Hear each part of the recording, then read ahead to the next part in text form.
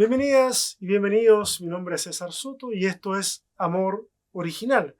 Me encanta volver a mi rutina semanal de preparación y entrega de un mensaje dominical. Debo decir que les extrañé durante estas últimas 7 semanas, pero también debemos reconocer que las últimas 4 semanas de sermones ustedes estuvieron en excelente compañía. Gracias, Joe, desde Perú, Víctor, desde Chile, Mario, desde Ecuador y Eli desde Argentina, por esos mensajes tan llenos de sensibilidad y humanidad. Si alguien quiere echarle un vistazo, está la playlist ahí en YouTube, se llama Nuestras Voces. Así que, de hecho, si no los vieron, vayan. Es imperdible todo lo que compartieron nuestros amigos. Bueno, hoy iniciamos una nueva serie. Eso siempre me llena de mucho entusiasmo. En la promoción de esta nueva serie yo les dije que cada año predico una serie que sirva para definir un poco más la identidad de esta comunidad. Es el tipo de serie que nos obliga a sentarnos y pensar si esta comunidad es en realidad la comunidad a la que queremos pertenecer. Y no lo digo con el fin de ser dramático, ni mucho menos. Lo digo porque de verdad creo que si nos tomamos en serio esta serie, si tomas en serio esta serie, vas a tener que tomar decisiones. Hay cosas de las que voy a hablar que te harán reconsiderar algunas partes de tus sistemas de creencias o de pensar si este espacio te representa o ya no te representa. Pero también es posible, y espero que así sea, que en algunos momentos sientas que lo que estás escuchando está interpretando y calzando plenamente con el sentir de tu corazón. Mira, como sea el caso, sea que al final de estas 6 semanas te quedes con nosotros, o sea que decidas ir en búsqueda de otros espacios, yo solamente quiero que te quede claro esto.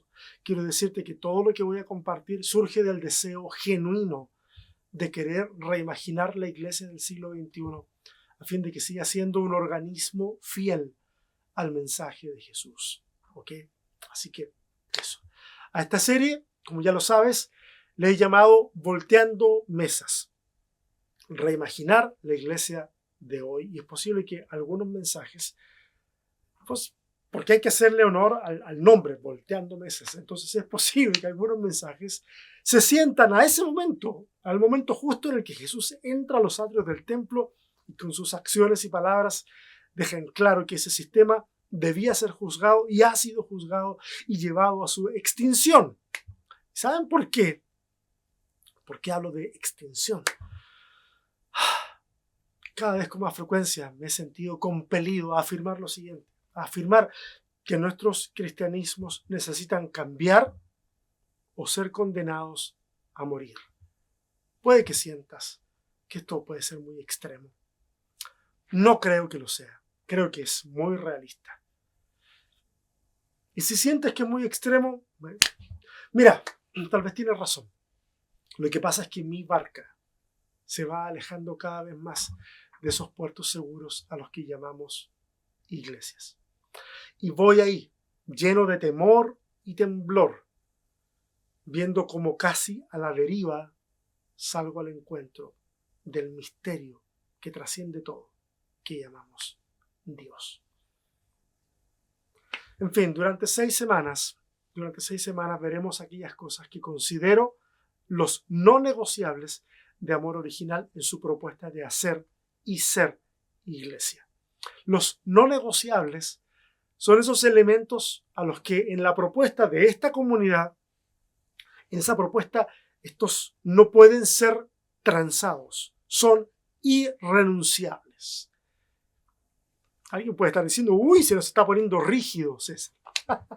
Puede que suene así, pero creo que al final de este recorrido verás que no se trata de eso, es más complejo que eso. De hecho, yo me abro siempre a la posibilidad de discutir todas estas propuestas que les voy a compartir en 6 semanas. Las podemos conversar y discutir en el tiempo, a lo largo de los años. Pero creo que si en esa conversación llegáramos a considerar que algunos de estos que hoy llamo no negociables, llegáramos a pensar de ellos de una forma diferente, o si llegáramos al convencimiento de que no podemos o no queremos seguir sosteniéndonos, entonces, bueno, Amor Original llega a su fin. Este espacio dejaría de ser lo que es. Para esta serie, más que en títulos especiales para cada sermón, en esta serie tengo como objetivo, más que titular, describir en cada entrega esos elementos que creo que son los más importantes para definirnos como comunidad de fe. En esta entrega, precisamente, quiero hablarles del primero de esos elementos. Y el primer elemento es la centralidad del Evangelio de Jesús. ¿Por qué creo que este es un elemento que tiene el potencial de voltear algunas mesas de la religión? Porque lo que más he visto y lo que más veo es que desde nuestros sistemas religiosos ponemos nuestros cristianismos en el centro de la ecuación y no al Evangelio. Son nuestros cristianismos los que ocupan el lugar que sirve para que el resto de las cosas se articulen y los otros elementos orbiten. Y hablo de cristianismo porque hay un montón de cristianismos, son abundantes, extremadamente variados, desde los cristianos nacionalistas que manipulan la Biblia para fortalecer estructuras de dominio político, hasta los cristianismos progresistas que hacen de la Biblia una masilla que adopta la forma que pasa por la imaginación del intérprete en muchos casos. Por supuesto, en medio tenemos un montón de otras cosas, cristianismos de prosperidad que apelan a la ambición humana, o los cristianismos reformados extremos que ofrecen una visión mecanicista de Dios con la pretensión de explicarlo todo. Mira, ninguna de las versiones del cristianismo merece ocupar el centro del quehacer de la iglesia. Ni siquiera esa versión romantizada que nos hemos construido y que hemos llamado cristianismo primitivo. Escúchame bien, la iglesia y el cristianismo nunca han sido perfectos. Ni los de hoy, ni los del tiempo de los apóstoles. Nunca. Habiendo dicho esto, y considerando que el Evangelio debe ocupar el centro, entonces conviene hacernos entonces la pregunta, ¿qué es el Evangelio? Y para intentar responder esta pregunta, quiero evitar de manera intencional definirlo desde el uso que tenía la palabra dentro de la cultura greco-romana, porque sí, esta es una palabra que tiene antecedentes extrabíblicos, prebíblicos, sí, anterior al Nuevo Testamento por lo menos. Tampoco quiero detenerme en las sutilezas lingüísticas que pudieran desprenderse de su significado. Baste decir para esta entrega de que el evangelio significa buen mensaje o buena noticia. Pero estos son límites que me estoy poniendo, porque tengo poco tiempo y tengo que optimizar el tiempo. Hoy mi intención es definir el evangelio desde la proclamación de Jesús. Definir el evangelio, lo repito, definirlo desde la proclamación de Jesús. Existen otras formas de definir qué es el Evangelio. Muchas de ellas van a incluir una serie de declaraciones doctrinales que tienen que ver con conclusiones teológicas que evidentemente son posteriores al tiempo del desarrollo del ministerio de Jesús. Yo no estoy diciendo que mi propuesta es mejor o que esas definiciones estén mal. De hecho, puede que estén muy bien. Lo que pasa es que mi objetivo es sencillo. Es intentar llegar a aquello que en la proclamación de Jesús, y lo dije ya tercera vez, en la proclamación de Jesús, es identificado como una buena noticia. Es llamado Evangelio. Y quiero hacer inmediatamente una aclaración. Hablar de lo que significa el Evangelio es una conversación que inicia pero que no acaba. Es decir, nada de lo que pueda decir hoy va a cubrir o pretende cubrir todo el campo de significado del Evangelio. O sea, así que seguramente se me van a quedar afuera ideas muy importantes y seguramente algunas de las que yo he decidido incluir puede que a más de una persona piense que ni siquiera debió haberse considerado. Bueno, será lo que será y tendrá el efecto que tenga que tener. ¿Ok? Ahora, como es mi costumbre, me permito usar el primero de los evangelios para extraer el grueso o el pie, en realidad, de lo que quiero hablarles el día de hoy. Leamos el Evangelio de Marcos, capítulo 1, versos 1, 14 y 15. Leo desde la versión Dios habla hoy. El verso 1 dice, principio de la buena noticia o del Evangelio esa es la palabra en griego, evangelion, el evangelio de Jesús, el Mesías, el Hijo de Dios. Saltamos al verso 14. Después que metieron a Juan en la cárcel, Jesús fue a Galilea a anunciar las buenas noticias de parte de Dios. Decía, ya se cumplió el plazo señalado y el reino de Dios está cerca. Vuélvanse a Dios y acepten con fe sus buenas noticias o su evangelio. En el primer capítulo de Marcos podemos ver tres cosas que se desprenden de estos tres versículos. La primera de ellas es que, al parecer, de acuerdo al verso 1, el evangelista, el que escribe este evangelio, este texto, reconoce que toda la historia de Jesús, toda la historia de Jesús, que de hecho está tratando de incluirla en ese texto, es en sí un evangelio, es decir, es una buena noticia. No son pocos los académicos de la Biblia que afirman que el evangelista del libro de Marcos está inaugurando de alguna forma en el Nuevo Testamento un género literario en el que la historia teologizada de un personaje significa una buena noticia para el mundo, un evangelio. Y yo estoy absolutamente de acuerdo en afirmar que la vida de Jesús nos da a conocer a Dios de una forma tan cercana, tan directa, tan pragmática, que es en efecto la mejor noticia para el ser humano. Pero no es con esa acepción de la palabra que me quiero quedar hoy. Así que vamos al 14, verso 14. Ahí dice que Jesús va a anunciar las buenas noticias o el evangelio de parte de Dios. Algunas versiones traducen del reino de Dios, pero al menos en ese verso, esa expresión reino de Dios no está en el idioma griego del que tomamos de los manuscritos de los que tenemos para traducir ese versículo. Este verso está poniendo a Jesús como heredero de la tradición profética de antaño. Es decir, trae un mensaje que viene de parte de Dios. ¿Ok? Ya empezamos a poner algunos cercos. Entonces, el evangelio no es simplemente algo que viene de la idea de alguien, sino que en este caso específico viene de parte de Dios. Y el verso 15 es el que lo va a dejar más claro, al decir que este mensaje que ha llegado, les voy a contar entre paréntesis por qué estoy tosiendo. Grabé todo este sermón hace un rato, con mucha energía, y quedó mal grabado. Entonces, ahora mi garganta no está igual que hace un rato, por eso que estoy constantemente tragando un poquito de saliva. Perdón. Bueno, este mensaje es que ha llegado el tiempo en el que el reino de Dios se ha acercado. Y quienes escuchen este mensaje deben cambiar la disposición de su corazón o arrepentirse, como dicen otras traducciones, y que deben poner su confianza en que esta proclamación es cierta, es decir, que tengan fe en este mensaje.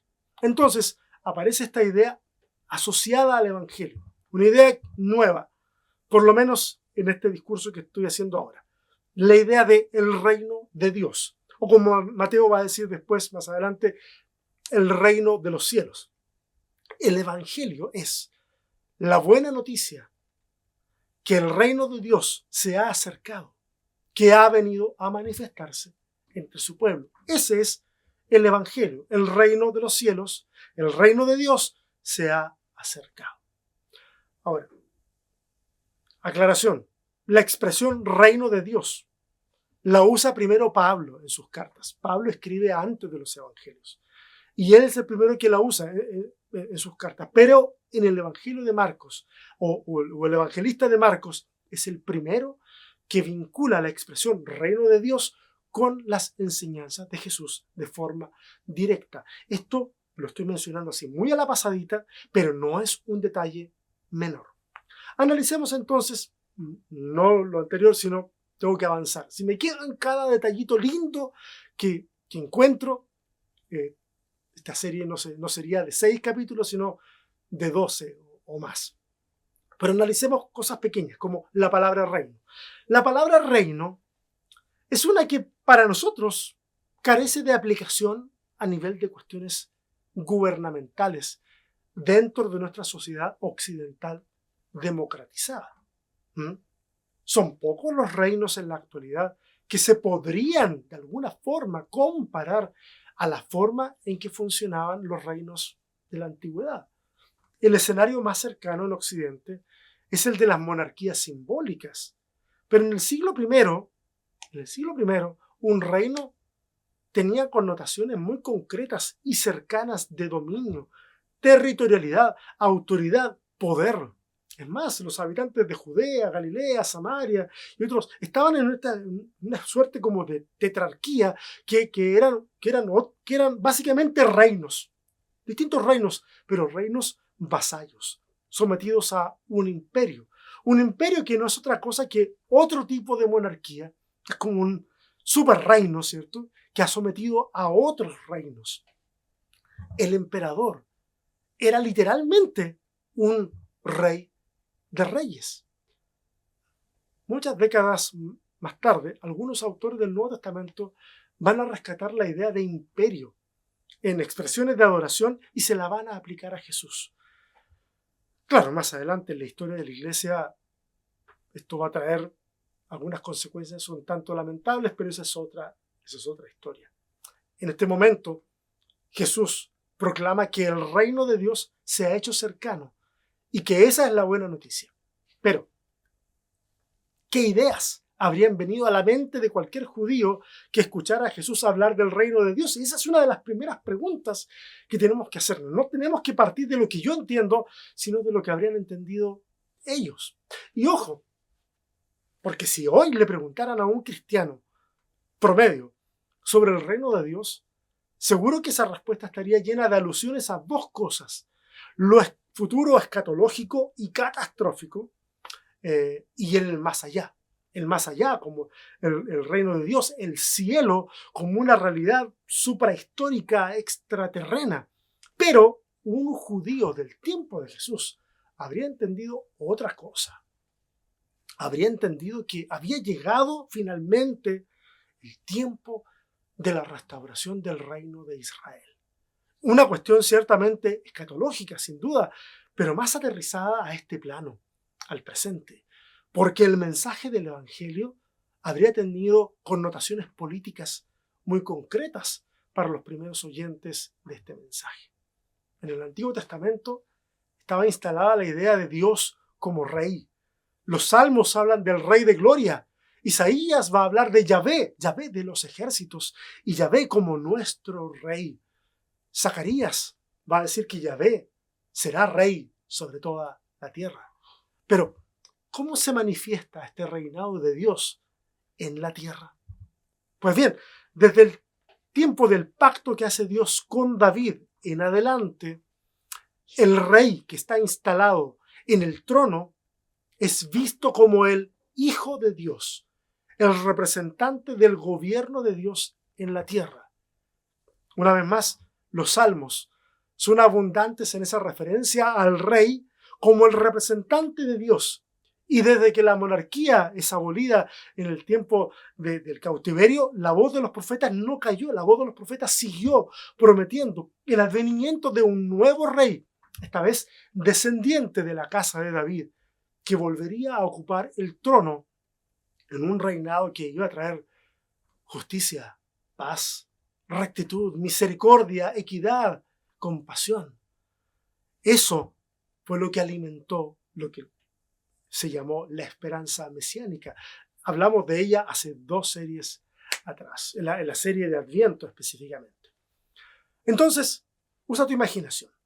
Si estuvieras viviendo en la pobreza del siglo I, una pobreza dura, y estuvieras agobiada por un imperio que solo busca extraer de ti el máximo beneficio, si observaras a tu alrededor y vieras que hasta tu sistema religioso está corrupto, entonces el anuncio de que el reino de Dios está cerca sería sin cuestionamientos un evangelio. Una noticia no buena, maravillosa. Pero en la proclamación de Jesús, este reino está libre de las connotaciones políticas clásicas. No es un reino que venga a cortar las cabezas de los opresores. No es un reino que venga a instalar una nueva teocracia. En palabras del Evangelio de Juan, este reino no era de este mundo. No en el sentido de que no se interese en los asuntos de este mundo o que esté solo preocupado de cuestiones espirituales que no son del mundo. No, no, no. Este reino no es de este mundo porque los reinos de este mundo se imponen por la fuerza de sus milicias, el poder de sus capitales, la manipulación de los canales de información. Entonces, cuando Jesús dice, mi reino no es de este mundo, añade que si fuera de este mundo, entonces sus seguidores habrían recurrido a la violencia para librarle. Violencia, que es la herramienta favorita del imperio. Violencia de todo tipo para imperios de todo tipo. Entonces, ¿de qué se trata el reino de los cielos? El reino de los cielos del que predicó Jesús trae a la mesa todos los elementos que en el Antiguo Testamento se demandaban de un reino y sacerdocios justos, pero ahora los trae y los pone como desafíos para el judío común y corriente, ya no para el rey, ya no para el sumo sacerdote, es un desafío para todos, porque este reino se construye. Los profetas del pasado habían levantado su voz para desafiar a reyes y sacerdotes, por supuesto también al pueblo, pero siempre en una relación de dependencia de la estructura del poder. O sea, el pueblo se desbandaba, claro que sí, pero básicamente la proclamación profética lo hacía porque los liderazgos eran laxos, indolentes, infieles al pacto, infieles a Dios. La voz de Jesús es también una voz profética, pero esta vez el poder político es el emperador. Son estos reyes vasallos. Estos reyes ya no temen a Yahvé. Cuando vemos al poder político religioso, los religiosos prefieren su tajada antes de velar por los intereses del pueblo. En la voz de Jesús, esos poderes ya han sido juzgados.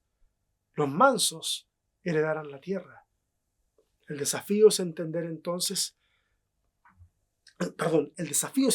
que ahora esta es una palabra, este es un desafío, este es un reto para todas y todos aquellos que prestan atención a las palabras del Nazareno. Esos hombres y mujeres comunes serán los que también, en otros textos del Nuevo Testamento, mucho más adelante, serán llamados una nación de reyes y sacerdotes. No por recibir una investidura de poder, no por recibir una investidura de reverencia, no es estatus, sino que es en relación a la responsabilidad de manifestar el reino de Dios aquí y ahora. Entonces, seguimos haciéndonos preguntas. ¿Cuál es el reino del que predica Jesús? Bueno, el reino del que predica Jesús es un reino que no se manifiesta con las armas del poder.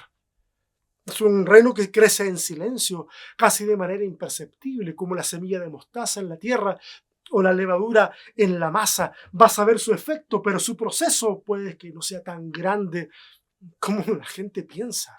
El reino de los cielos es uno que elimina las barreras para los y las que han sido subestimadas y subestimados, discriminados en la sociedad. En el tiempo de Jesús, mujeres, niños, leprosos. Y si te urge hacer una actualización cultural rápida de esa lista, es bien sencillo, mira. Piensa en todas las personas que a diario miras por encima del hombro, que piensas de ellas y ellos con desprecio, que piensa en esa persona que te cruzas todos los días o periódicamente por la calle, que pasan por tu lado y que tienes la esperanza de que nunca necesites tratarles de manera personal porque no te agradan, porque desprecias su estilo de vida, por lo que sea. Bueno, mira, a todas esas personas Jesús sentaría en la mesa, les lavaría los pies y te invitaría a hacer exactamente lo mismo. ¿Suficiente contexto? Espero que sí. El reino de los cielos busca poner alimento en la boca del hambriento, sanar a los que tienen el corazón destrozado, liberar a los cautivos y hacerlo sin un ápice de discriminación nacional. Y el señalarlo de forma específica y directa, que Jesús lo hace, le significó a Jesús que lo sacaran de la sinagoga en medio del sermón que está dando y que casi lo despeñaran de una cumbre. El reino de los cielos se manifiesta cuando al hacer el bien Lo hacemos simplemente porque es lo correcto. Cuando vas a Mateo 25 hay una parábola en donde hay unos siervos que alimentan al hambriento, dan agua al sediento, visten al desnudo, visitan al enfermo, al privado de libertad. Y el texto dice que hicieron todas esas cosas sin saber que lo hacían a su Señor. A eso yo le llamo bondad sin expectativas de retribución. Y cuánta falta nos hace vivir en ese estado de bondad. Este reino es uno que trata las riquezas como una oportunidad para bendecir a otros y no como banderas de una supuesta aprobación de parte de Dios. El reino de los cielos es ese lugar en donde el amor a Dios y al prójimo son más importantes que cualquier acto litúrgico, que cualquier acto de sometimiento al que la religión quiera imponerse. Ese es el reino de los cielos que es evangelio. Ese es el reino de los cielos que es una buena noticia y que por ser así termina, al igual que en el tiempo de Jesús, contraponiéndose constantemente con todos los sistemas religiosos y específicamente con todos nuestros cristianismos. Nuestros cristianismos tienen cara de hombre. Nuestros cristianismos son espejos que reflejan nuestro rostro, nuestros deseos, nuestras conclusiones teológicas, que se terminan convirtiendo en nuestras estructuras, que luego se terminan convirtiendo en nuestros límites.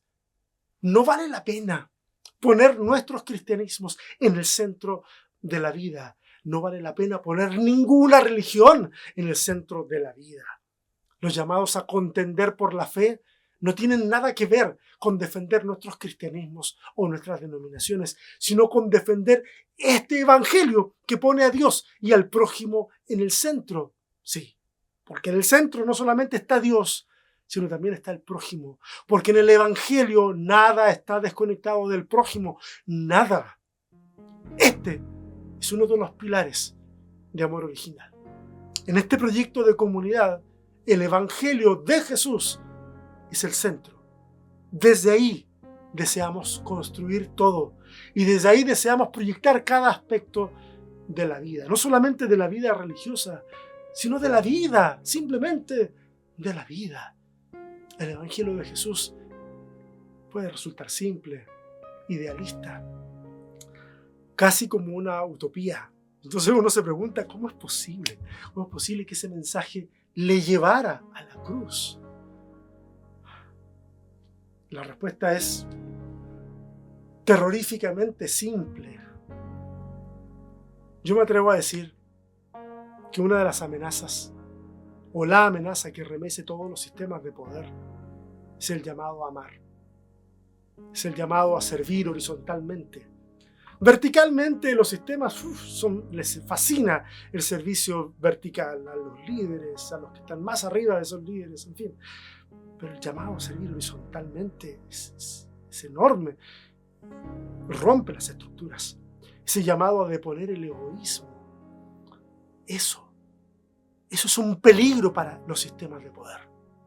Por lo mismo, cualquiera que proponga eso hoy, por supuesto, corre un riesgo similar de parte de los sistemas que ondean las banderas de la ortodoxia o las banderas que dicen que todo tiene que tener una estructura y todo tiene que ser vertical. Evidentemente, nadie te va a crucificar o algo similar, eso espero. Pero las voces disidentes se pueden silenciar de muchas maneras. Por otra parte, también corremos otro tipo de riesgo, un riesgo maravilloso, que es el riesgo de ser una bendición fuera de esos espacios, fuera del espacio religioso. El ser una bendición en las calles, en los trabajos, en las familias, en las uniones vecinales, en las escuelas, en las fiestas. Mira, que no te importen las mesas en el atrio del templo. Voltearlas no va a dañar a nadie. Que no te importen los sistemas que pretenden domesticar a Dios. Posiblemente tú tampoco les importes a esos sistemas. Esta es una invitación. Escúchame. Al voltear mesas, nadie destruyó el templo. Así que esta no es una invitación a destruir los sistemas que están viciados.